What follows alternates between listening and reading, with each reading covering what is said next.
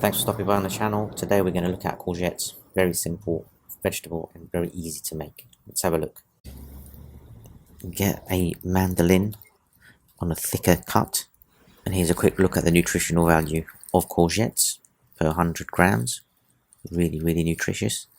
So you take your courgette, you chop the tip off, and then begin to slice it.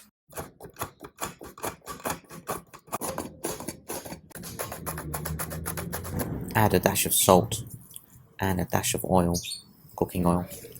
Mix it very gently together and then start transferring it into your pan for cooking. Don't leave any crumbs, try and pick it all up.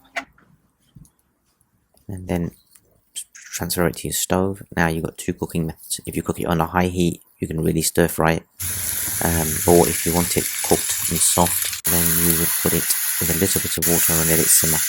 This is when it's cooked on high heat, and this is when it's simmered with a little bit of water, covered. Both absolutely delicious. Thank you for watching.